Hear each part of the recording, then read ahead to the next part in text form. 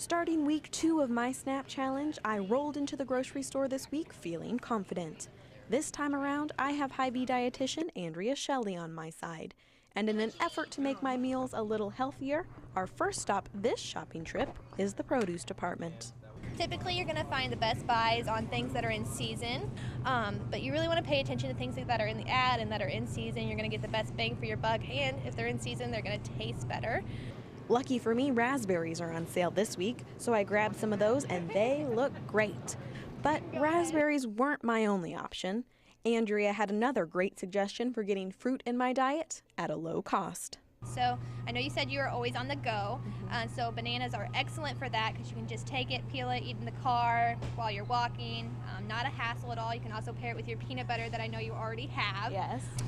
They're going to be packed with potassium, and lots of other great nutrients as well. And at 55 cents a pound, they are cost effective. So I grabbed a few and weighed them, and luckily I picked out exactly a pound.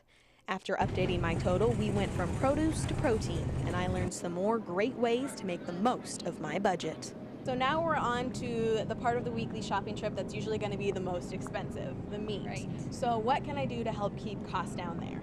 So one thing that you want to make sure that you do is to buy in bulk typically. The more product that you can buy at one time, the better. One of the worst things that you can do is buy product just because it's cheap and then it sits in your refrigerator and it spoils.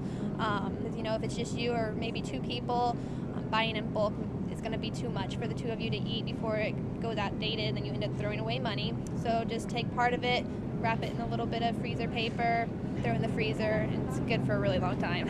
Since pork chops were on sale this week, that's what I went with, and the main part of my meals was taken care of. And my total was still only $7.42. So the shopping continued as we added other essentials like milk, eggs, and butter to the cart. I even got a few snack foods to get me through the week. After adding up those prices, I was still in pretty good shape.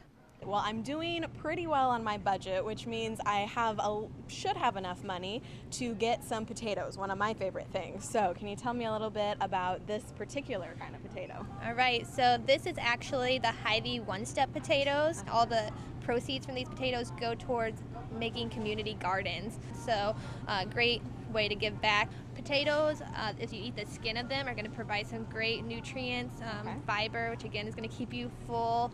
Sometimes the potato gets kind of a bad rep because it does have carbohydrates in it. Yes. But if you're eating it, in portion sizes of the side, or the whole potato as your main part of your meal, then it's a great option. Even after the potatoes, I was still under budget. And with the leftover money from my last shopping trip, I was able to splurge and get my caffeine for the week.